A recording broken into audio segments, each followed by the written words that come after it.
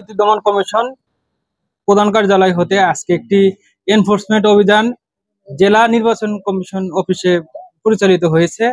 জেলা নির্বাচন কমিশনে নতুন জাতীয় ভোটার তালিকা এবং যে জাতীয় পরিচয়পত্র সংশোধনী করতে গ্রাহক বা সেবা গ্রহীতার হয়রানি এবং এটা ঘুষ গ্রহণ এই জাতীয় অভিযোগের ভিত্তিতে আজকে অভিযান পরিচালিত হয়েছে। আমরা এই যে উপজেলা এবং জেলা কার্যালয়ে বিভিন্ন ধরনের অভিযোগ নিয়ে আমরা রেকর্ডপত্রের ভিত্তিতে আমরা অভিযান পরিচালনা করেছি। রেকর্ডপত্র আমরা পর্যালোচনা করে যেটা পেয়েছি যে এখানে যেটা আছে যে অনলাইনে এনআইডি, অনলাইনে যে আঙ্গুলের ছাপ আছে, এইখানে আমরা একটা হয়রানির একটা পেয়েছি, ছোট একটা হয়রানি যেটা হয় সেটার আমরা একটা সত্যতা পেয়েছি।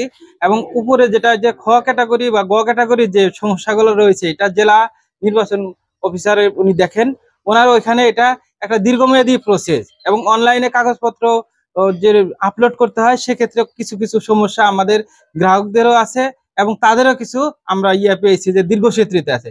তো তারা যেটা জানিয়েছে যে জুন মাসের 30 তারিখে এই ধরনের তাদের একটা ক্রাশ প্রোগ্রাম চলতেছে, তারপরে তারা গ্রাহক হয়রানি যে হবে না সেটা আমাদের নিশ্চয়তা করেছে। এবং আমরা এই যে গত 2024 সাল এবং 25 সালের যেসব সংশোধনী ছিল সেই একটা তালিকা সংগ্রহ করেছি। এই তালিকার ভিত্তিতে যেসব পরিচয়পত্র জাতীয় পরিচয়পত্র সংশোধনের জন্য আবেদন করেছে তাদের যে রেকর্ডপত্রগুলো পর্যালোচনা করে আমরা কমিশনে একটি প্রতিবেদন দাখিল করব যে কি কারণে এটা বাতিল করেছে এবং তাদেরকে কোনো হয়রানির শিকার হতে হয়েছে কিনা সেটা আমরা যাচাই বাছাই করব। এই যাচাই বাছাই করে আমরা কমিশনে প্রতিবেদন দাখিল করব, তার ভিত্তিতে কমিশন যে সিদ্ধান্ত প্রদান করবেন তার ভিত্তিতে আমরা ব্যবস্থা গ্রহণ করব। সবাইকে ধন্যবাদ।